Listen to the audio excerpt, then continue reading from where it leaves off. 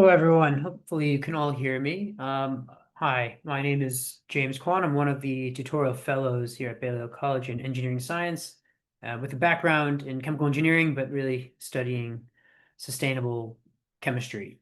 I just want to quickly, I guess, housekeeping. I just want to mention that there is a question and answer box. I think you should be able to access it somewhere in the lower bits of the panel. Feel free throughout the talk to enter in any of your questions, and then when it comes time to Q&A, we can use those um, as prompts to start the discussion. Now, without further ado, I just want to introduce our speaker. So Peter Tufano was a professor at the Harvard Business School, where he oversaw the school's tenure and promotion processes, campus planning, and university relations, and he was a founding co-chair of the Harvard iLab. Interestingly, his connection to Oxford is extensive. So from 2011 to 2021, he served as the Peter Morris Dean at the Saïd Business School and was also at Balliol, where we overlapped for a couple of years. In this time, his academic career has been recognized throughout across numerous different awards, such as the fellow. He's a fellow of the Academy of Social Sciences.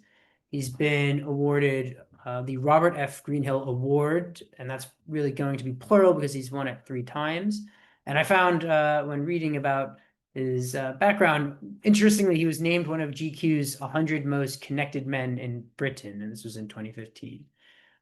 While Peter is continuing his illustrious career, he's now back at Harvard as the Baker Foundation professor, again at the Harvard Business School, and he's a senior advisor to the Harvard Salata Institute for Climate and Sustainability. This institute aims to develop and promote durable, effective, and equitable solutions to the climate change challenges that are confronting humanity, which I believe is somewhat connected to this talk. So his current research focuses on climate finance, climate alliances, and the financial impact of climate on households. And his body of research and course development also spans financial innovation, financial engineering, and household finance more broadly. I will like to mention that there will be a link to the paper, which I believe our hosts will share, which has now been shared in the chat. And without further ado, I'd like to welcome Peter to this talk, and I will turn myself off. Over to you, Peter. And thank you all for having me. I looked at the names of the participants, and there's some names I recognize. Wish I was there in person to be able to do this with you and have a dinner at Balliol at some point. But alas, not today. What I'm going to share with you is 2 or 3 papers, actually, that I've been working on in the last few years. I'm going to share my slide. And one of the things that's, I think, really remarkable about Balliol and Oxford in general is how we so easily mix between disciplines. You know, within Balliol, you'll find scientists and economists and lawyers and business folks and humanities folks. I can't say I'm going to hit all of those specialties in this talk, but many of them, in fact, do come in. And so I hope that you find this useful and it is an extraordinarily timely and contentious topic, which hopefully you will know more about in a second. So I'm going to start to share and then take it away. So let me just say that, I am, James has introduced me, but this work is co-authored with Matteo Gasparini, who is a DPhil who just finished in 2024.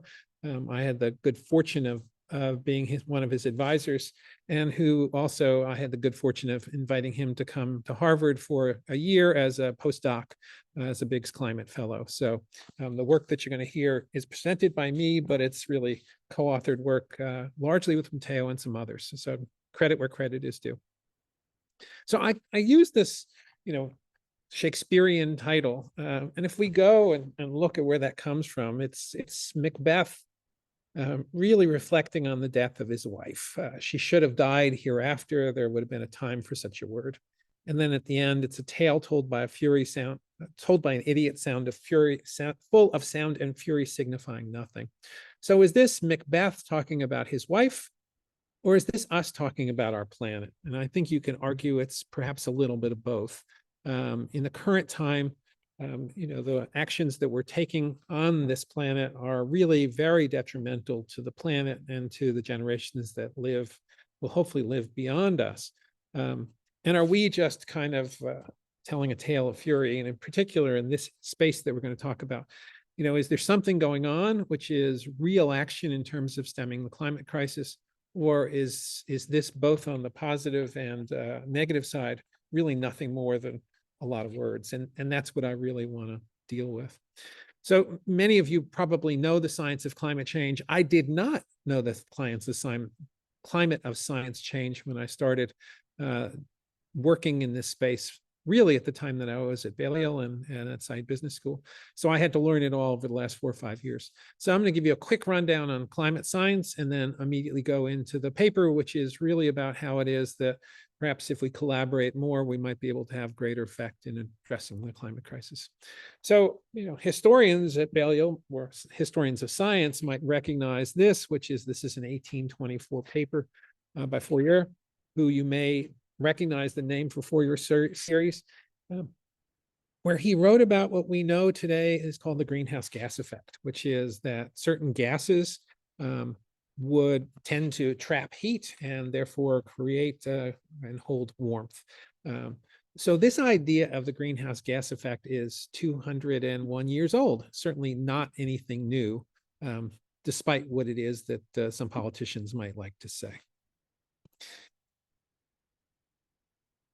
And if we look at 800,000 years of data, and social scientists don't look at this level, they look at shorter time periods, but if you look at 800,000 years, and the top panel shows atmospheric carbon dioxide concentrations, and the bottom panel shows Antarctica temperatures, you'll see a remarkable concentration, which is that Fourier's work from 2 centuries ago was right. The greater atmospheric CO2 concentration leads to or contributes to kind of global warming, well known for quite a long time.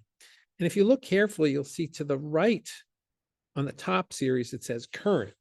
And before I go to the next slide, really over the last 800,000 years, we have never witnessed an atmospheric carbon dioxide concentration over 300 parts per million. But what's happened in the last few years, really accelerating since 1960, and again, look at the numbers to the left of the screen, is that the atmospheric CO2 concentration has risen from about 315, and as of a few days ago, it was 430. This is a level that we have not observed for 800,000 years on this planet. And by the way, it has been systematically contributing to an increase in global surface temperatures. While kind of intelligent, well, scientists would kind of make this quite clear, and they can do attribution studies. It is sadly true that some people are saying that we simply have hot summers. We're well beyond hot summers. By the way, there's sources on all these slides, so I didn't make this stuff up, and it's not my work. Where it is my work, I'll take credit or blame for it. One thing that's useful to just understand is why is it that greenhouse gas levels are going up? And there's lots of ways to think about this. One way would be to think about which sectors have been contributing, but there's something called the Kaya identity, which is a useful way to just summarize, what's driving emissions. And the Kaya identity as an identity is a truism, which is if you think about population times GDP per pop times energy per GDP times emissions per energy, those 4 elements contribute to total emissions. So the data I'm about to show comes from Our World in Data, which is from our colleagues around Oxford. And it shows in the blue line at the top, rising CO2 emissions from 1965. And if you look at the other various lines, what we see is, well, a lot of it has to do with population growth. And then GDP per capita, those are both kind of increasing. And if we look at scales, they have both gone up in this period by over 100 to 150%.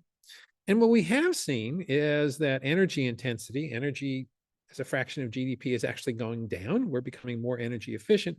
And even carbon intensity, which is CO2 per unit of energy, is going down, but not by very much. So if you look at all of that, we are a larger population in the world, and basically spending more money and investing more. That's the GDP part. And that requires energy. And while we've been energy efficient, not very much energy efficient, and we have to therefore bend the curve on emissions. Of these four items, we can change population. GDP per pop is complicated because we'd have different standards of living. We can't drive energy per GDP down to zero because of laws of physics, and we're stuck with trying to have less emissions. In fact, we're in a pretty dangerous position right now. This is data from the United Nations Environmental Program. Sometimes you'll see numbers that are around 1.5 C and 2 C. These are various benchmarks relative to pre-industrial levels of global surface temperature warming. And what this shows is that we are, if we're on the path that we are currently on with current policies continuing, we have blown through 1.5 C, we have blown through 2 C, and there's still a 37% chance that we're going to be in over 3 degrees centigrade. This is a really dangerous territory for reasons I'll show you in a second. But if somehow we can keep all the NDCs, which is nationally determined contributions, which is government pledges, and then all net zero pledges, which is what I'm going to talk about, we stand a chance to kind of, well, maybe 1.5 is going to be, kind of history, but certainly we can try to keep it in the 2 range. And so the difference between the top and the bottom is the voluntary promises that we make being turned into reality. What happens if we don't? Well, these pictures are recognizable. Basically, a number of the kind of planetary consequences of global warming are intense flooding, increased wildfires, and sea level rise due to the warming of the planet, and therefore loss of glaciers and other surface ice formations. And if you think about that in terms of economics, on the right-hand side, this is natural disaster losses worldwide. This comes from Munich Re. And what you see is that we're having more and more and more natural disasters in the world that we live in. Again, I want to let's just kind of calibrate this for a moment. In 2024, the total nat cat losses in the world was about $320 billion. And in fact, just the wildfires in California will probably get us up to about 300 after the first month of this year. Who should act in this space? This is an American graph. So basically, this comes from the Yale climate communications work. What they've asked a panel in the US is, who should act here? Should it be the federal government? Should it be the state government? Should it be companies? Should it be citizens? If it's blue, it means no, they don't have to act. If it's amber or red, it means they do have to act. The advantage of this slide is you can't read them, but I'm going to tell you that the top left is what they think the president and Congress should do. This was in 2024. Well, they certainly elected someone who is going to follow this mandate, which is to ignore climate. They also think that state and local government shouldn't do anything. They think that citizens should, but the one that's most orange, most amber, is the one at the bottom. So Americans believe that, in fact, it's corporations, companies that have to do more to address climate change. Now, most of us would acknowledge that companies can't do that on their own. Citizens will have to do that in the choices that we make, and governments will have to do much to address this. But the citizenry of not only the United States, but in other countries, is pointing a finger rightfully at corporations and saying, you have to do a better job. And I think guilty as charged is correct. But how well is business doing? So this is data from Pew from a few months ago. This is, do you trust the environmental claims by companies about their products or service? This is a 32-country panel. And if you're looking for Great Britain and the United States, you'll find them at the bottom of this list. In the UK, 14% of survey respondents believe that companies can be trusted. And in the US, it's just 1 point higher at 15. So we're near the bottom of the list when it comes to whether people believe that companies are doing at least the things they say they're doing. And in other studies I could show you, most people think that companies aren't doing enough. So how is it that we can get them to do better? How is it that they can do better? One possibility, which has been around for a long time, is collaboration. if we look at the history of collaborative ventures in business, going back to 1919, which is the International Chamber of Commerce, which you'll see in 1969, and maybe you can identify when you were at Balliol by looking at this chart a little bit, Institute of Fisheries, or 1995, the World Business Council for Sustainable Development, or 2000, what's now known as CDP, which used to be the Carbon Disclosure Project. So there's a long history of collaboration where firms felt that perhaps if they worked together, they could address climate issues. But should firms collaborate to fight climate change, or is collaboration between firms helpful or harmful? Well, on one side of the ring is the helpful argument. In economics, there's a long body of literature that both theorizes and then shows evidence that if you want innovation, and if you want adoption of innovation, then collaboration between firms to set standards and do other things is extraordinarily helpful and can speed up change, the pace of change. On the other side of this argument is the contention, which is, happens in other settings, where when companies get together, they're just anti-competitive. They collude in order to raise prices and reduce variety, and therefore any collaboration between firms is not in the best interest of society. By the way, all of what I've talked about in the first few minutes is really about an externality. It's an effect that has impacts on others that we don't have to pay for. If you throw your garbage on your neighbor's lawn, but you're not kind of done for that, that's an externality. You can give rise to danger and harm to others without actually having to bear any cost. So is us getting together a helpful thing, or is it a harmful thing, or is it simply performative, which is to say it neither helps nor harms, it's just a PR thing.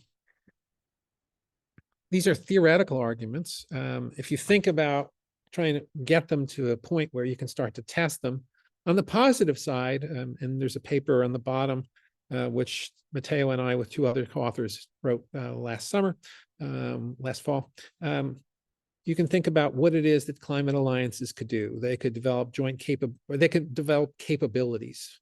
To most of us, the idea that we have to battle climate change is relatively new, but how will we do this? It turns out that we can actually help one another to develop capabilities.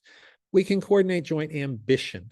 Let me be very clear about this. You cannot coordinate joint action, because joint action then is collusion, which is a violation of potentially antitrust, but you can try to encourage one another.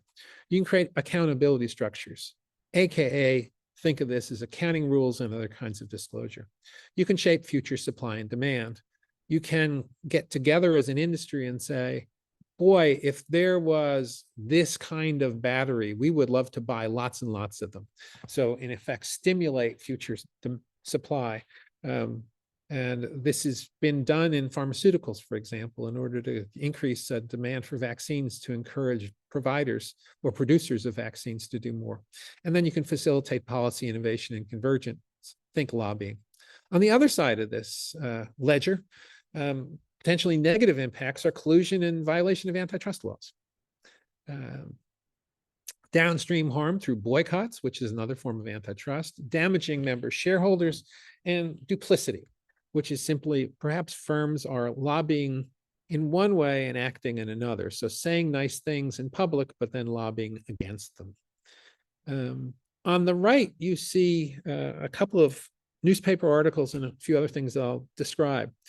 The harmful side, you can read articles in the FT about how banks are rethinking climate collaboration. The letter shown in the bottom right in the middle is actually a letter from the Congress to the US ambassador to the United States, actually under the Biden administration, saying, why are you letting these firms collude to basically destroy American democracy and the American dream? The thing on the far right is a lawsuit that was filed the day before Thanksgiving in the United States, which is filed by 14 attorney generals of red states, saying that 3 investment management firms who had the temerity to ask questions about the emissions policies of coal firms were colluding in a way that destroyed the kind of the coal industry and increased the costs of coal. That is a very real lawsuit. And if you think that that was kind of not enough, by the way, this is the sound and fury. There's a lot of claims made on one side and a lot of counterclaims made on the other. Just a few weeks ago, the Trump administration, the FTC and the Department of Justice, who are the two regulators who oversee antitrust, offered a joint statement of interest supporting that lawsuit by Texas and 13 other states. And I won't read the whole thing, but President Donald Trump understands the importance of coal for our energy security and has vowed to fight left-wing ideologues who seek to make us weaker and poorer. To the last sentence, these companies allegedly block the production of American coal in the name of climate change scaremongering so they could take money out of the pockets of American consumers and put it in theirs. So this is not a theoretical discussion. This is not a hypothetical discussion. This is a very live conversation. And since most of you are probably in the UK, the US is in a very different place. The UK Competitions and Markets Authority in 2023-24 actually came out with a statement to say that they supported some level of collaboration among firms around climate and green technologies and green practices. So you see in the UK and Europe, one kind of policy developments, and in the US, very different. So you have these bombastic claims that alliances can solve the problems of the world, and equally bombastic claims that they're destroying America. Missing from all this are facts. For those of you who know me a little bit, you know that I kind of am a big believer in research and evidence and facts. And so in this debate, it seemed relevant that we would put together some relevant facts. And so the link that was put in the chat is this paper, and I'm going to try to present this in as user-friendly a way as I can. It's not a short or simple paper. It's 70 plus pages of econometrics and economics, but hopefully you'll get the punchline. And this was done with Matteo. We studied 424 of the largest financial institutions over a 20-year period. We look at 11 of the most relevant alliances where some, but not all of those financial institutions joined. We examined 5 potential benefits and 5 potential harms using consistent econometric methods to try to establish causality, which is what's the impact of alliance membership on this outcome. We use a consistent sample, data, and methodology to study both the benefits and the harms so that we can see them all in the round. So we can see whether the claims that alliances are helpful, but there's any data to back that up. And at the same time, we can look at these claims that alliances are violating antitrust and fiduciary duties, and we can equally look at that in a reasonably powerful way, at least as powerful as you can do with economic and econometric data. So with that, we're going to dive into an academic paper, probably spend 15 minutes to give you the high-level summaries, and then I'll close up and hopefully we'll have a discussion. But before I do, I want to just kind of give you a little bit of sense of the data. And this is the entire paper in one slide, and where we're going to end up in case you're bored and you want to know, like, what's the punchline? It's over here. What I'll show you is that we find quite strong evidence that alliance membership seems to be causally related to adoption of environmental practices, adoption of emissions targets, some reduction of emissions. It has an impact on green lending, not so much on what's called climate solutions lending. And it's correlated with increased pro-climate lobbying. And we find no evidence whatsoever that it's related to antitrust, has a reduction in lending to oil and gas, has an impact on shareholder returns, and influences anti-climate lobbying. So the fact that what I'm about to show you is relatively strong results on the positive side and no results whatsoever on the negative side, we think is a fair rendering of what's going on. But let me take you into the details so you have more than the cocktail party summary of this paper. So as I said before, we're going to look at 424 global publicly traded financial firms. And these firms we study them from 2004 to 2023, 50 countries. A little bit over half are banks, 21% are investment banks and investment services, and roughly a quarter are insurance firms. We use a variety of data.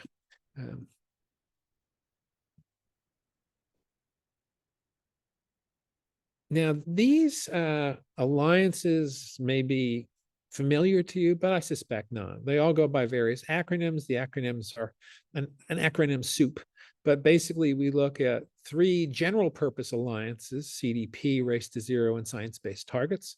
Respectively, CDP is the place where companies disclose their climate activities. Race to Zero is a UN initiative getting non-state actors, which includes companies, but also educational institutions like Oxford and Saïd Business School, to commit to climate action. And Science-Based Targets is an organization that helps other organizations to establish, as the name indicates, science-based targets, verifiable targets. And then below that, you see another 8 alliances. 2 are banking related, 3 are investor related, and 2 are insurance related. They are different alliances. That the net zero ones are obviously around net zero, but others are more broadly around sustainability. These are, I think most people would agree, the primary alliances to which financial service firms might choose to join. And if you look at them, basically market share of alliance membership, which say what fraction of firms are members of alliances, started out low, but actually is quite high. If you look at, 68% of our financial institutions are kind of contribute to CDP, 29% have joined Race to Zero, and you can see the numbers. When you get to the sector-specific ones, those are a fraction of the organizations in that sector. So there is enough, in my world, cross-sectional and time series variability to actually start to use this to do something important. Who joins alliances? Again, apologies, you can ignore the numbers on the right-hand side, but this is a standard analysis of that precedes the paper. What are the kinds of organizations that join alliances? Odds ratio means that you're for example, higher market cap, you're 1.7 times more likely to join alliances. So it's larger firms with generally higher social and governance scores. If you think about E, S, and G, this is the S and the G. And then, there are regional differences, which is relative to North America. European firms are much more likely. That's the odds ratio you see about 5 or 6 from the bottom. And relative to banks, basically insurance firms or investment banks, insurance firms are equally likely, and banks are slightly less likely. So there's differences. And by the way, this is super important, because we're going to have to try to tease apart selection effects, which is firms that choose to join alliances are different, versus treatment effects. By virtue of joining an alliance, you do something different. And in order to understand selection effects, this information is going to become useful in some econometrics that I'm sure will sound like hand waving. This is the hand waving econometrics. You can kind of go on mute for 90 seconds, but stay on mute, I assure you. So we need to try to differentiate between causal impacts and selection. So selection is, I'm a green firm, I'm a green manager, I like all things green.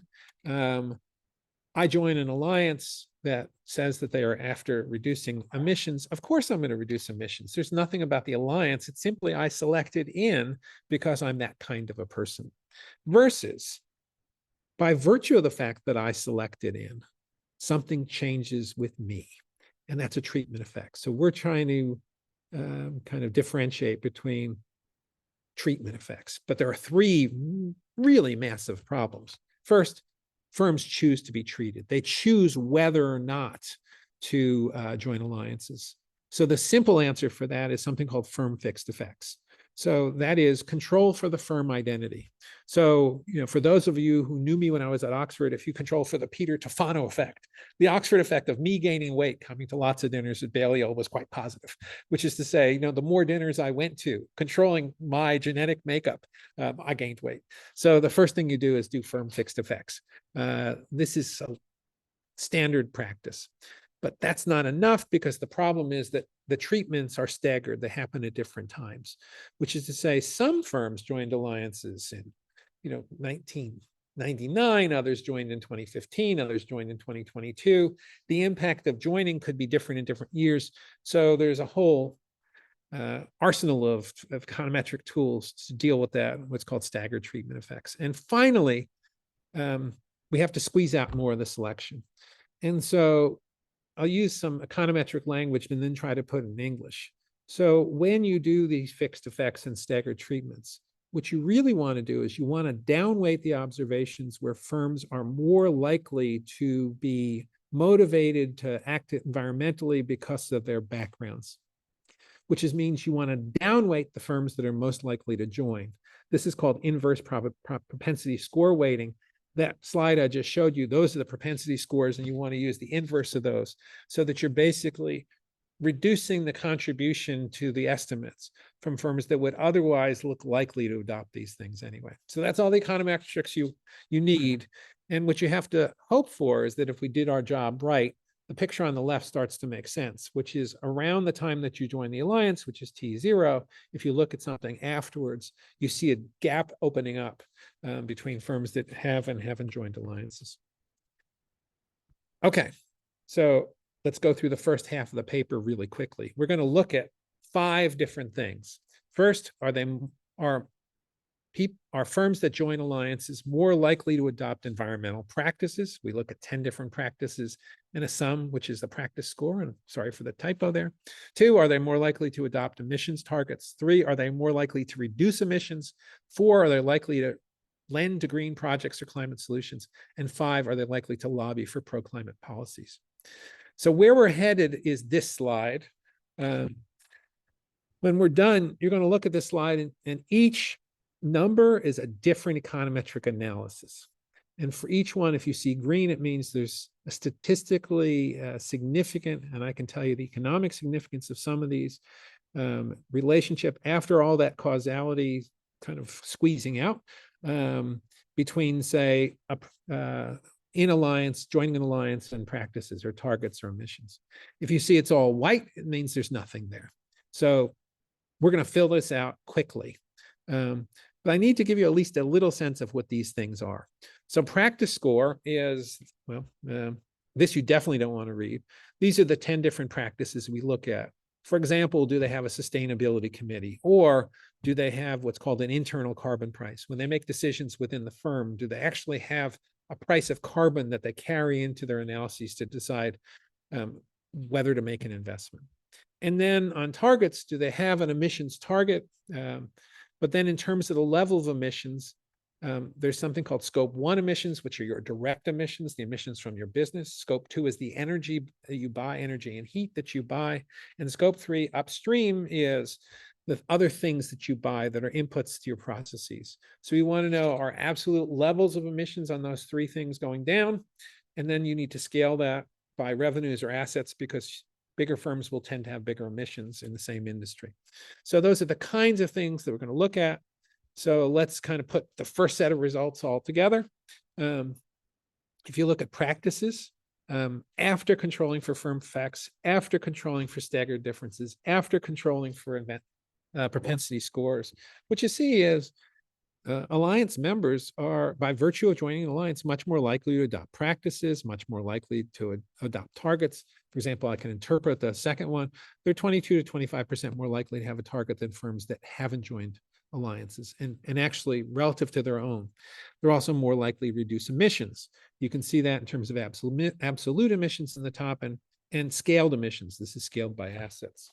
And what this says is, relative to the Peter Tufano who, before I joined Balliol and started to go to eat, I did gain weight. Relative to the same firm before they joined the alliance, they did increase the number of practices. They did increase their likelihood of having a target, and they did reduce emissions. And to the extent that that econometrics is sound, that has more to do with the joining than it does to do with who they are. In terms of lending, they're more likely to lend to, what's green lending? So now we get into the minutia of this paper. We go into a data set that has a list of every loan put out by every bank. And we do this only for the banking sector. And there's a remarks column. And we go in and we use AI to kind of read through that. We identify 40 different types of lending that would be green. We then code it all up, and then we manually read it to make sure that, in fact, it is green stuff. So this could be solar, or it could be wind, or it could be other regenerative agriculture. So what we can say is, conditional on joining an alliance, you are more likely to lend green, you are more likely to lend for climate solutions. And lastly, using some great work by colleagues at the University of I think it's Zurich and elsewhere. We use their data on lending for US firms only, and we can show that, in fact, Climate Alliance members are much more likely in the US to lobby for pro-climate regulations and laws. So that's all pretty good news. The emissions reductions are fairly small, but everything else, shockingly, you see pretty strong and pretty consistent results. Why is that? So now we have to kind of go one level down and talk about mechanisms. So what is it that drives firms to do different things and do more of those things? So the first possibility is what we call a booster effect. Maybe as you join more alliances, that kind of induces you to take greater action. The second is a network effect. Maybe the more connected you are in this network of alliances, the more likely you are to take action. Maybe it's a peer effect. When you join an alliance that kind of tends to be more ambitious, your ambition goes up with them. And maybe it's a focus effect. When you join alliances that are very focused, for example, net zero alliances, which are, as the name indicates, around emissions reductions, that's where we're going to see the most impact. And so we're going to test all four of these. I'm just going to show you the results on the first two. What do I mean by a booster effect? Hypothetically, suppose that you join 1, then 2, then 3, then 4, then 5 alliances. And we're looking at, say, number of environmental practices. Is it the case that as you join 1, 2, 3, 4, nothing happens? That's this horizontal line.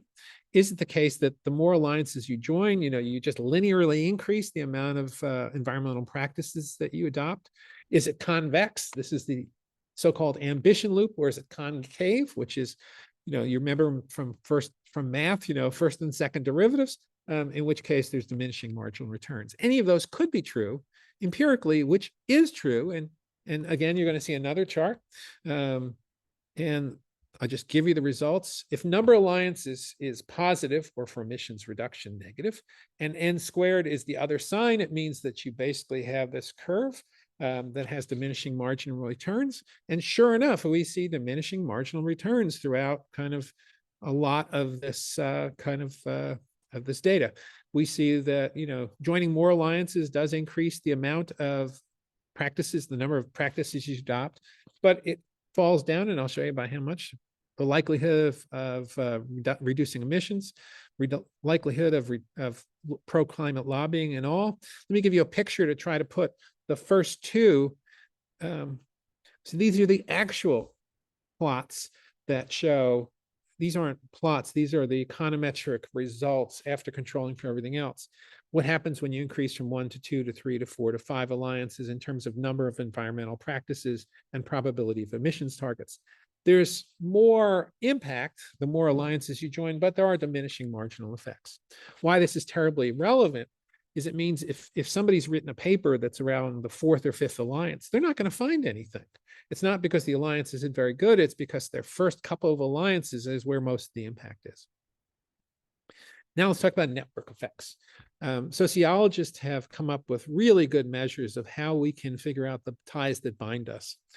And you can draw these network maps. This is actually a network map of firms in our sample. And what it shows to the left is that firms connected with more other firms through more alliances, and on the right, firms that are not connected with others through fewer alliances. So a question would be, the more connected you are with other firms and alliances, are you more likely to act? And this is different than number of alliances, because here it's not simply I joined 1, 2, 3, but I'm connected to more and more firms, and that's the network. So again, you're looking for green, and what you see is, two things. One is for emissions targets, yes. And then for lending, yes, but otherwise, no. Emissions targets kind of make sense, because the more firms you're around that kind of have announced targets, the more likely you are to have a target. That's a mechanism that makes sense. Most of these alliances are not constructed around adopting practices, and the decisions about how to reduce emissions are not essential. So we're seeing this mechanism work. And if you put it all together, these mechanisms explain some, but not all, of the variation in adoption of various practices. What I haven't shown you is peer effects. We again, for time, I'll just tell you, that members of more ambitious alliances are more likely to adopt practice, for example, adoption of internal carbon prices. We see no evidence of focus effects for net zero alliances, probably because the net zero alliances are late. So if you put it all together, you've got some pretty strong evidence that these alliances are having modest but not life-altering changes or planet-altering changes, but they do seem to be moving companies in the right direction. So now let's take the other side of this argument and use exactly the same machinery, the same sample, the same methods, but to find out whether there's collusion or violation of antitrust, lower shareholder returns, harm to financed companies, or duplicitous lobbying. So for antitrust, I'm going to have to take you a little bit into the weeds of how one measures antitrust harms. And then for starving oil and gas, I'll talk about that and about the shareholder returns. So I'm going to have to maybe motivate these just a little bit more. But where we're headed is this picture, which is going to look familiar. On the left are all the various harms that we might find. On the right are the various methods that we use. And here, if you see red, it means that there is statistically significant evidence that this harm is being manifested in the data. Okay, start with antitrust. So fundamentally, your two things are about market power and market concentration. But in order to measure either one of these, you need a definition of market. And you want to capture something called excess performance, which is performance beyond that of the median of your competitors and changes in market share. So what we're going to look at as the relevant market is, in fact, the combination of industry and region. So banking in Europe or insurance in North America. That's our relevant market, and I will show you the results relative to that market. I'll skip the HHI index, which is a standard index of industry concentration, but I'll show you the results. And we're going to look at all of these measures. I'm not going to show you all of them, but they are standard profitability measures. And then for industry-specific measures in banking and insurance and markups, we have things that are very, as I said, industry-specific. And for market concentration, we have market share in this thing called the Herfindahl-Hirschman Index. Let's just go right to the results.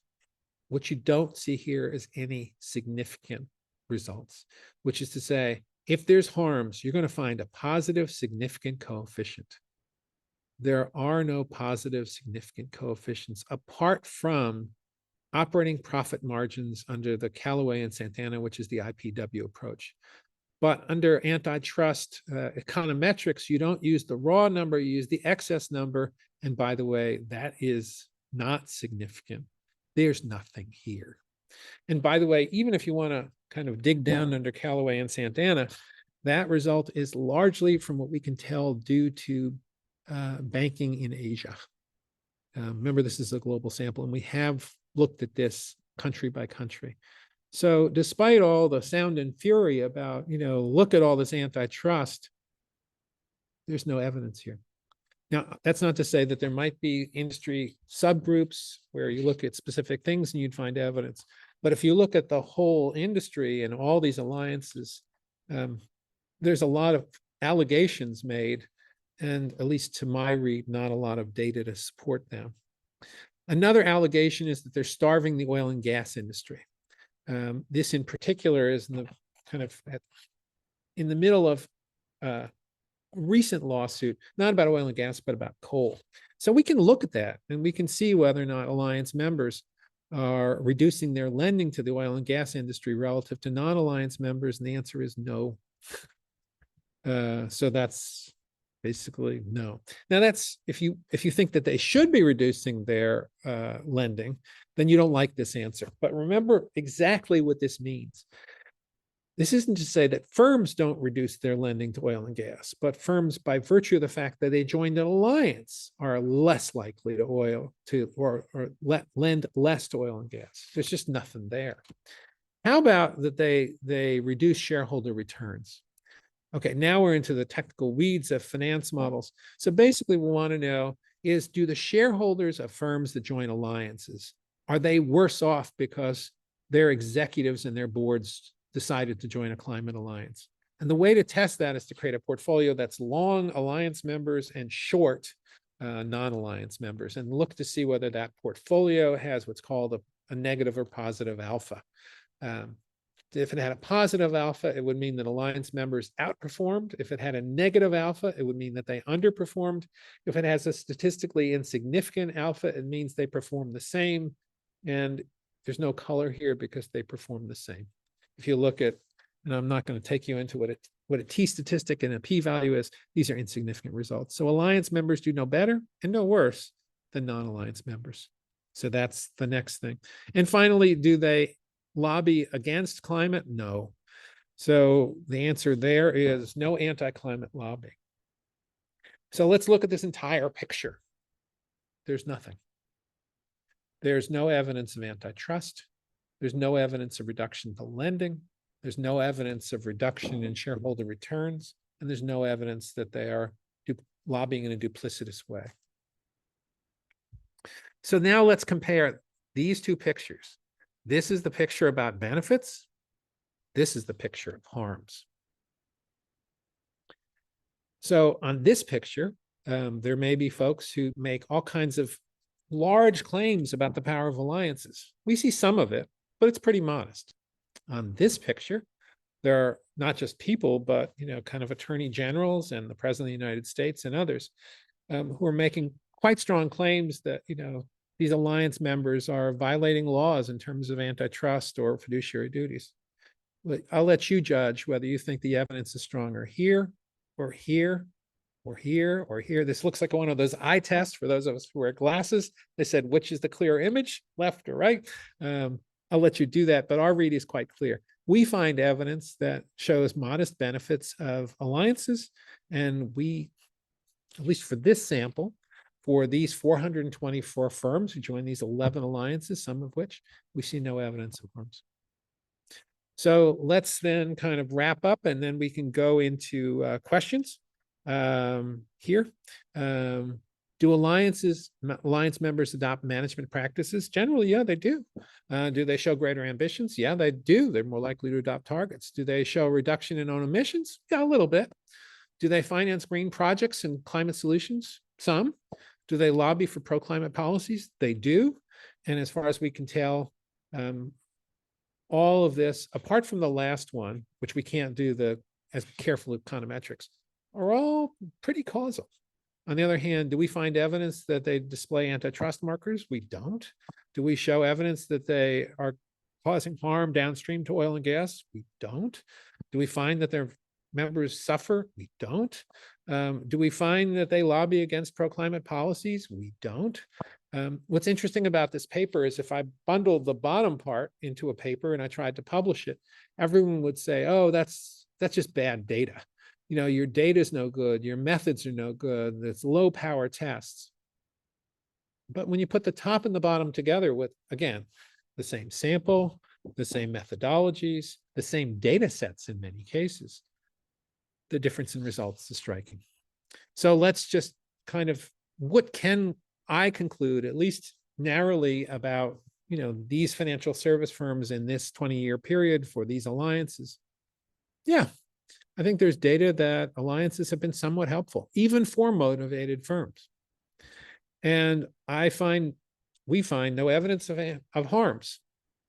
That's not to say that other alliances might be colluding, that they might be doing bad things. We're just not finding them in this sample. And then simply performative, we're not seeing that, but we also don't see that they're showing massive results in terms of reducing some of these factors. And we don't expect them to, because if they did anything that was more extreme than the kinds of things we showed you, they would legitimately be called in, at least in the United States, for violating antitrust. So to wrap up in the way that I started, who is Lady Macbeth here? I think Lady Macbeth is the planet and future generations that are facing really severe threats. What's the sound here? I think what is sound, and what we need to think about, is what do companies need to do to address climate change, to meet that challenge that has been leveled, or the challenge that's been offered to them by the public in the United States and elsewhere. And then we have to ask ourselves, what can alliances contribute and how can we make them more effective? The fury here, and it is fury, is about very, very strong claims by very powerful people about things that we don't have data for. And we must be especially vigilant about potential harms, but noise is not evidence. And then outbreak candle, Lady Macbeth has not quite died yet. The planet is, still has hope if we do what we need to do. We can still act before this candle is extinguished. And that's what climate alliances are doing. That's what I've devoted my work to doing ever since I left Saïd Business School, which was the job of a lifetime. And I know at least one of you on this webinar is somebody who I'm deeply indebted to. I won't say who, but it was the 10 best professional years of my life. But right now there's a job to be done, and that job is to try to take all the skills that I've learned, both as an academic and then as a dean, and try to use them to kind of say important things that might be useful in debates. So with that, I will close. The paper title is in the link, but you can also get it through the chat, and I will stop sharing so that you can see me. I am, by the way, in a lovely conference facility in France with other colleagues who are doing work in climate, and wish I could be there in Balliol. So James, over to you, and hopefully there's a couple of questions. Yeah, thank you so much for the wonderful presentation. And I had a quick read through the paper as well prior to this, and I must say I can appreciate that the complexity of it all and how one could try and distill the key points in such a short period of time relative to the amount of content there is. There have been a series of questions. I had a few of my own, but I thought I would start off with from the Q&A what I kind of tried to distill as I think what the crux of the question was trying to get at least my interpretation of it. And it was about this idea that alliances, they do have you're proposing, or you seem to have provided evidence that seem to have a net benefit ultimately, but towards a specific goal. I guess these alliances are achieving a specific goal.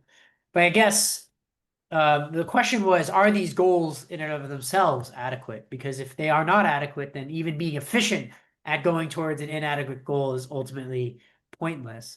And it was posited that the ultimate challenge that we need to be addressing, and it's unclear, I guess, whether these alliances are addressing it, is the need for our current energy consumption and our increasing demand for energy consumption. So could you comment on whether or not these alliances are addressing an adequate goal? And if not, then, what are your thoughts on that? Sure. Well, let's go back to that Kaya identity that I showed. If you think about the 4 elements, these certainly don't try to reduce population growth. They're not trying to reduce GDP per pop. They could attempt to achieve energy reductions, energy efficiency, or they could attempt to address emissions reductions per unit of energy. Most of these alliances are in the last camp, that their reason for being is to help firms kind of reduce emissions per unit of energy.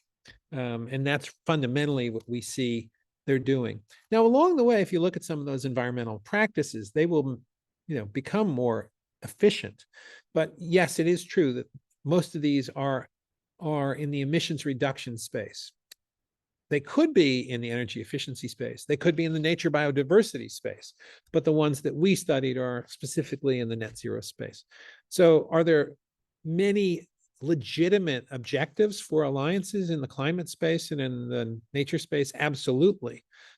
We happen to study the ones that were focused on one particular outcome, acknowledging that there are other outcomes that we might like to encourage. And just to follow on that line of reasoning, do you think your results for this type of sector would translate to the other sectors, or would it just be a completely different analysis based on that data set? So another way to reframe your questions, James, is there external validity to these results? So can you extrapolate these results to other sectors, to other alliances? And I think the answer is no. I think what we have come up with is a methodology that you could use in other sectors that have other purposes. But I don't think that this allows us to say in some in some general fashion, all alliances are good, all alliances in the climate space are good, they're all equally effective. No, no, no, no. This is very specific to the empirical kind of the experiment that we do. Unlike your space, James, where if you find something, you might be able to say it's a universal truth. In social sciences, context matters a great deal. So we don't tend to work in universal truths. We tend to work in context-specific situations, which is, I think, the most I can say for this work. Thank you. And as we're having this conversation, anyone online, please feel free to use the Q&A. Otherwise, I'm more than happy to ask more questions in the interim. But another thing, as I was reading through the paper, was that you tested this impact of returns on the alliance shareholders, and you came to the conclusion that ultimately you observed no negative effect. You listed a lot of these perceived fears, and you haven't, at least from the evidence provided in your methodology, you suggest that these are just perceived.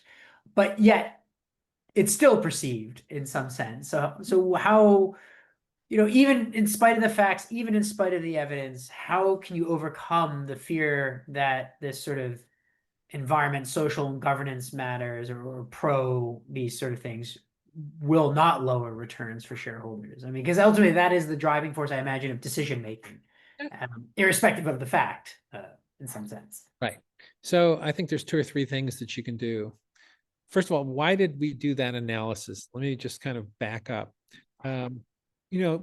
Boards and executives have fiduciary duties. For those of you who are trained in the law, you'll know what a fiduciary duty is, which is a duty of loyalty and a duty of care. In the UK, that's codified under Section 172 of the Companies Act, which is that it's your responsibility to basically address the needs of members, which is say shareholders, and companies with due regard to. And then there's a list which includes communities and the environment and the planet and long term. So the reason we're looking at all this is, first of all, just to address one little piece of fiduciary duties. So let's stick for the moment for the UK. If we look at the Companies Act, a director in the UK does have to worry about shareholders, but also with due regard for all those other elements. I think it's important to remember that in the UK, that your responsibilities, your fiduciary duties are broader than simply to shareholder returns. Having said that, if you're going to intentionally reduce shareholder returns, and in the US, there's a famous case, Ford Motor Company from about 1920, that said that, firms cannot wantonly reduce shareholder returns, but they can do that if they're trying to, A, address the needs of the company, and B, if there's other reasons under the law that they.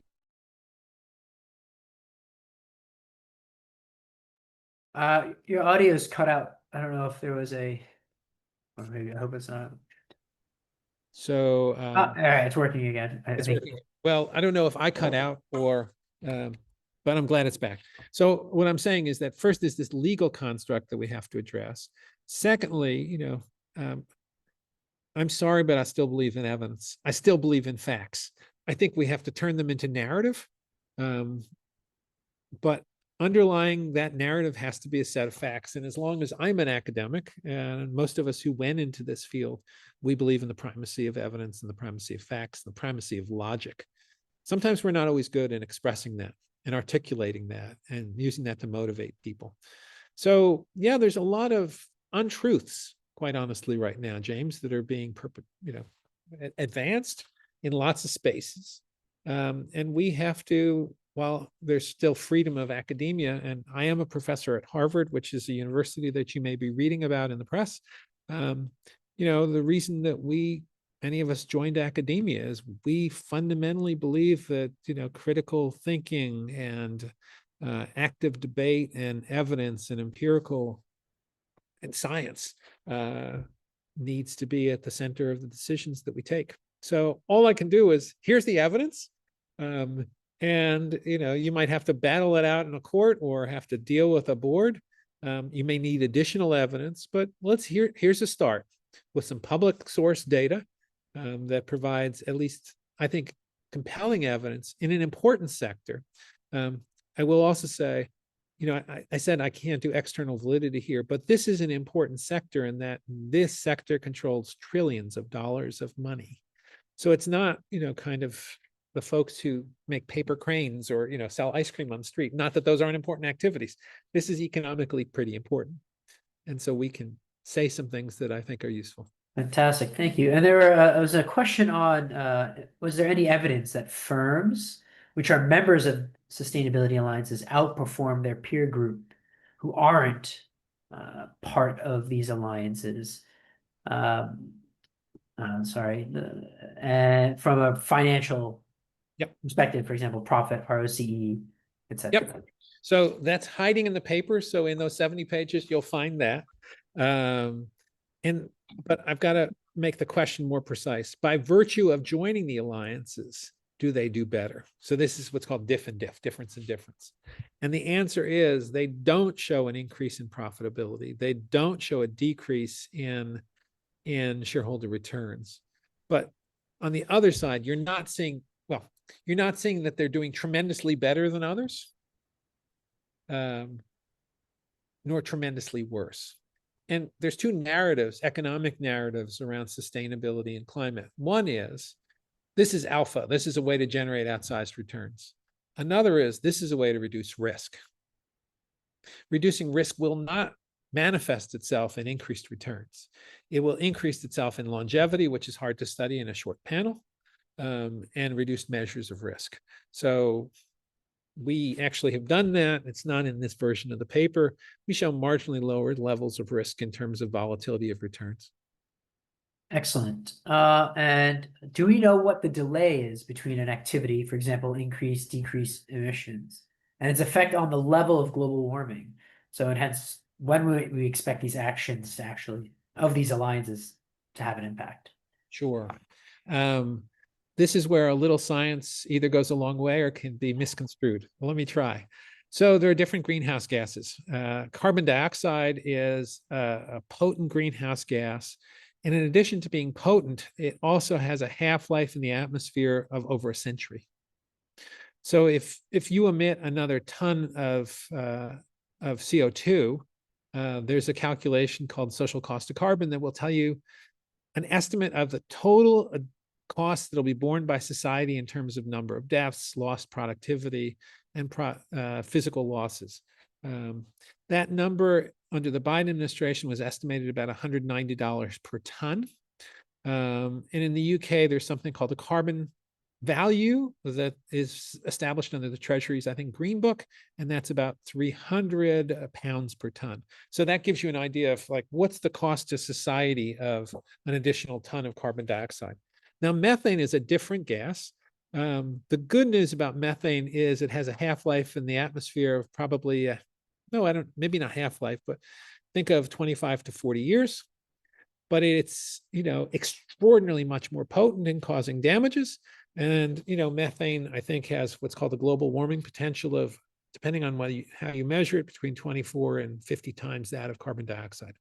So, what's the impact? The impact is a function of which gas you emit, but almost surely, that random extra ton of CO2 or CH4 that you emit today will have impacts on people over long periods of time around the world.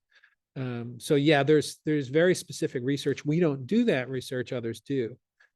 I'll say that, we also teach, I created a course since I left Oxford, which is the Financial Economics of Climate and Sustainability, which is a course for doctoral students. We teach this fundamental economics to doctoral students at over 143 universities and 7 regulatory bodies. And if you're interested in that, I can try to put something in the chat, but if you Google me and you look up Salata Institute, you can find that. If you have doctoral students, and we do have doctoral students from Oxford who join this course every year, that's a way to kind of dive deeper into some of the mechanics of these kind of analyses, but also things like social cost of carbon. So in chemical engineering, which is my background, there is this idea of sort of a systems level thinking of a process, of a technology factoring all of the different unit components. And oftentimes there is an element of techno-economic analysis as well, which I think factors in a bit of the finance.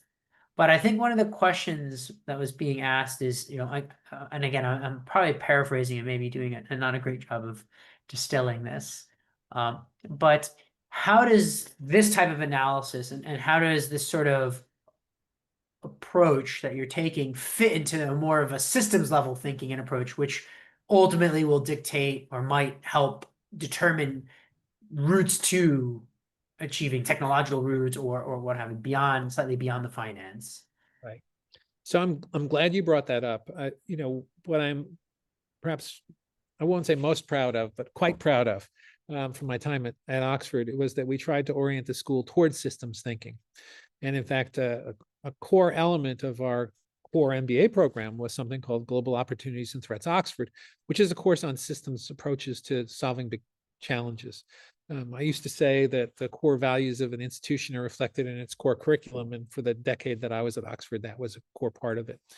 So to get to the content here, if we think about the climate system, and there's a much more complicated picture that I use in other kinds of settings, the climate system, as you know, is a really complicated system. It is about greenhouse gases, but it's also about, other things like reflective surfaces. So for example, there's an albedo effect, which is that the more we melt ice and, rather than having white, we have kind of brownish, that does a different thing to the amount of reflection of light and heat. So yeah, you have to think about the whole system, but at the core of most climate systems, if you look at the climate models, integrated assessment models, there is kind of an element that is about that Kaya equation, which is how much emissions are we putting into the atmosphere? How much are we taking out, which is through natural processes? How much can we take out through man-made processes, which for the moment are quite small? And then how is it that by destroying nature, we're changing fundamentally the kind of greenhouse gas sinks, whether it's the Amazon or, even salinity in the oceans or weathering of rocks. So yeah, you have to think about the whole system. And that's why what we're looking at is two big inputs to the system are the amount of greenhouse gases that you put into it, which is why we look at emissions. And the reason why we look at climate solutions and climate lending is because some of the solutions that would reduce emissions, you need to create them first. So if you think about climate technologies, in the US, we talk about technology readiness levels or TRLs. Some work that was done a few years ago would suggest that we have maybe about 2/3 of the solutions to hand that we need to solve the climate crisis, but many of them have not yet been commercialized, and maybe another third haven't yet been invented. That's why engineers like you, James, are so important. But we also have to think about how to commercialize them. So we're looking at this paper, if we want to go back to the systems level, at direct emissions, and we're looking at actions that will indirectly, through kind of advances in technology, through funding solutions, contribute to either reductions in emissions or reductions in carbon capture, or to other practices that might, to the other question that was asked before, reduce energy use. And just to follow on with that, before I jump onto some of the people who have been asking some questions, my personal experience with this in trying to drive, I guess, sort of green tech forward is that a lot of these systems are going to be intrinsically more expensive. In some aspects are going to be intrinsically more expensive and conventional, well-established TRL levels of 9, right, et cetera, et cetera. Yeah. And it's difficult to convince investors to put in money at the lower TRL in hopes that 10 years down the line it hits a TRL of 9, right? So maybe that's my bias in my experience. So my question is, do you think, in your assessment on a much broader scale, that greener technologies are intrinsically more costly? And if not, then, and they are cheaper than in some cases of existing systems, then why are they not being adopted? So I don't think that green technologies are intrinsically more expensive than brown technologies. However, for any technology, typically there's an experience curve or a scale curve that will, over time, allow us to produce that product or good or service at a more kind of lower cost. And so many of the green technologies are simply newer and therefore kind of are still up at the top part of the cost curve and need to be driven down. However, there's ample evidence, for example, our colleagues at Oxford in the Smith School I'm thinking of papers by Cameron Hepburn and others, have showed that, for example, solar and wind have come down remarkably in terms of cost per unit of electricity delivered. And they are very cost competitive right now. But if you come in with, say, a new, I don't know, carbon capture solution with weatherization, which is kind of rocks, using rocks to absorb carbon. In the short run, that's probably going to be a fairly high solution, or direct air capture. That's going to be a fairly high cost solution. But over time, the idea is to get it down. When I talked about the role of alliances, and not the ones that we study, but I've written some another paper and a case about alliances. There are a variety of alliances that are coming together in order to provide market signals and to stimulate market demand. So, for example, I've written a case about an organization in Switzerland that has put together a kind of a carbon reduction pool, and there's a version in the United States as well. So if we can get lots of firms together that say, what we really want is we want new technologies that are going to absorb carbon, or CCUS, carbon capture, usage, and storage, or just carbon capture and sequestration. And they have had modest success because what they do is that they collect buying signals, and those can be really quite successful. So if you want to know, the European one is called Next Gen CDR. The one in the US is called Frontier. And these are advanced purchase commitments, or advanced market commitments, which is a form of collaborative or coalition that specifically attempts to aggregate demand. Now, under the Biden administration, this was formalized under something called the First Mover Coalition. So the First Mover Coalition was a combination of governments and businesses that said, let's aggregate our interest in and demand for certain technologies. For example, light utility vehicles, the kinds of vehicles that you might give a postman to drive around to deliver mail, small buses that might be used for school buses, other kinds of technologies. And if you can aggregate the demand for those, it sends a signal to entrepreneurs like you that there's a market out there. Institutionally, that was one way to do it. Another way to do that is, for example, through Bill Gates' breakthrough energy. So Gates's breakthrough energy, if you haven't studied it, basically is a big pool of money that is financing new technologies where they believe that every technology has the chance to reduce emissions by, I think, a gigaton. We currently emit between 40 and 50 gigatons, whether you want to include just carbon or carbon plus other greenhouse gases. And their kind of theory of change is, if they can throw a lot of money to get these industries to scale really fast, then they'll drive the cost down to such a point where they'll be really efficient. And they're willing to take slightly below market returns in order to get them there faster. But you're right, if you come in with a brand new technology, especially technology that's not fully tested yet, and you're still probably in a high cost phase of your TRLs, investors are going to look at that and say, well, why don't you get that under control and then come back and see me once you have gotten all your testing done, but also you start to see a path towards lower costs. Fantastic. So I'm going to ask these last two questions, I think, simultaneously. They're sort of related, I guess, but I want to, because we only have about 13 more minutes, so I just want to make sure I get these last two in. So the first one is about how you address, I guess, either personally or maybe more broadly, your field addresses people or different alliances who still deny climate change. And do you have any experience in the denial somehow connected to the denial of the actual evidence? It's amazing that you can present all of these facts, but if people are willing to deny the facts, this is sort of a non-starter in many respects of the discussion.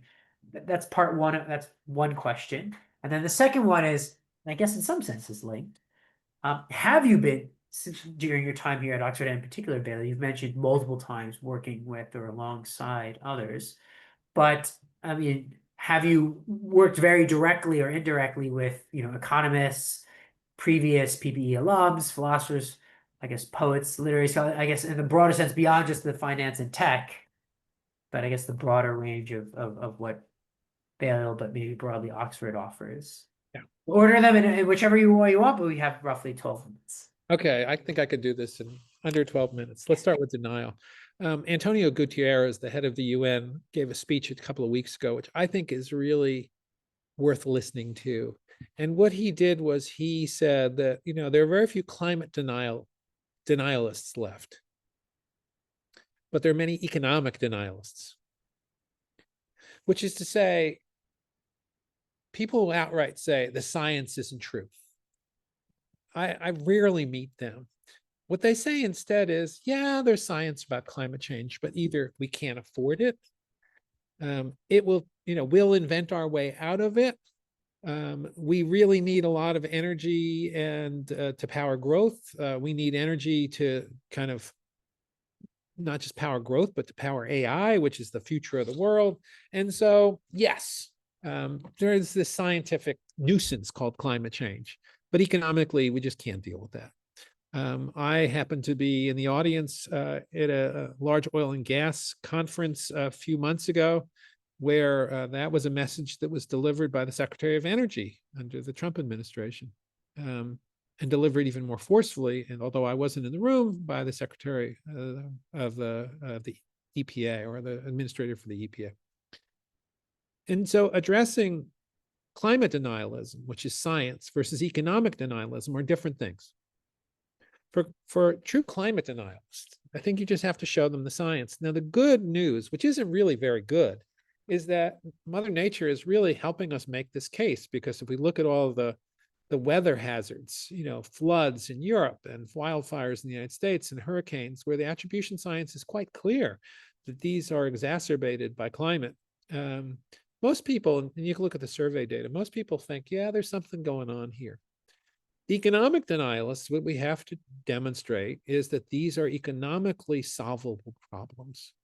That's not to say that they're easily solved problems. That's not to say there won't be winners and losers, but there are technologies and economic models that will allow us to not destroy the planet for our children's children's children. And that's what we're on the path to do. So in terms of denialists, those are the hard conversations that you have to have. And yes, we have them pretty regularly, mostly about economic denial, as opposed to pure scientific denial. And then, have I worked across boundaries at Oxford and now at Harvard?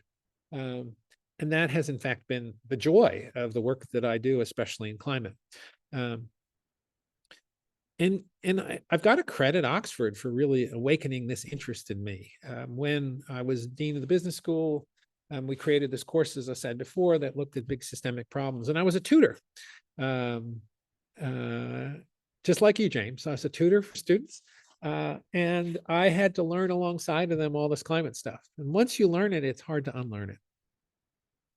And who did I learn it from? I learned it from my colleagues at the Smith School. I learned it from my colleagues in the sciences. I learned it from my colleagues, some of them in the humanities. Right now, you have at Oxford this Ministry of the Future initiative. My former colleagues at Saïd Business School and others are leading. This is based on a novel by the same name, Ministry of the Future, about envisioning what the world looks like. And these days, I'll turn a moment to my world at Harvard. At the Solani Institute, we pull across the entire university. So yes, we have people from the humanities, we have people from the social sciences, we have hard scientists, we have public health folks. We even have our engineers that have launched MethaneSat, which is circling the Earth and capturing methane data, and lawyers who are figuring out how to incorporate that data into rules and regulations, which sadly for now are not being written. And so I have seen the power of when academia works across boundaries. That was my experience. That's one of the reasons I came to Oxford. The collegiate university is a very, very special place. I'll just tell one story and then I'll call it for the moment. For those of you who aren't fellows at Balliol, there's a tradition about concilium dinner, that we are expected to come to dinner. Is it, James, every still Wednesday? Yeah, Wednesday during term. Wednesday during term. And I will confess that as the dean of the business school, I didn't come as much as I should have, right? Hands up. But I can still remember one dinner where I sat down and the person across from me, who didn't know me and I didn't know her, we introduced ourselves. I introduced myself as the dean of Saïd Business School. she introduced herself as a humanities scholar who studied poetry from the probably 1st to 4th century. And when I said who I was, I could see the terror in her eyes that she was going to have to spend the next hour and a half talking to me, of all people. And we had a wonderful hour and a half. I think we both learned a little bit about what each other did, and I think we found some common ground. And, you know, I can think about many of the dinners that I had at Balliol with people who studied medicine or engineering or law. And I always came away from those dinners not only inspired and informed, but in some cases energized to say, you know, there's work that we can do together. And so, you know, the university has challenges. My university has many challenges. But, you know, the strength of us is, you know, our joint commitment to learning and to critical thinking and to research and to evidence. And I've found that, you know, sometimes that can even bridge the gap between a poet and a business school dean. Well, I think, thank you. I can attest to that as well. I feel I've similar experiences whereby you sit and you get to have a lovely evening or afternoon and learn about something completely different, like medieval French literature or something like that, and walk away a bit inspired and more appreciative of these topics, and sometimes even see how it might, although very tangential at times, connect to the stuff that you do. On that note, I got 5 more minutes left. I don't think any questions could in particular be answered within that short time, or so I will take this as an opportunity of some final housekeeping. Just want to mention and remind everyone or inform everyone that the next online lecture will be Tuesday, 8th of July by Professor David Lucas on codes, computers, and quantum physics. And I have heard a similar talk by him on this at a Concilium dinner, or pre-talk before the Concilium dinner, and it is absolutely fantastic. I don't want to spoil too much, but it is probably the first time I actually probably even started to even understand what quantum physics was.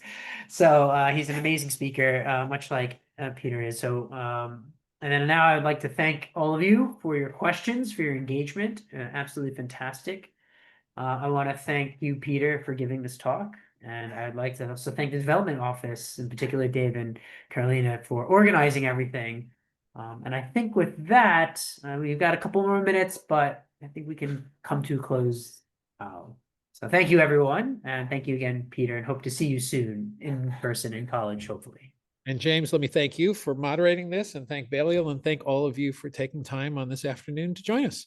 And I hope to see some of you in person at some point. Thank you. Fantastic. Thanks, everyone. Bye. Goodbye.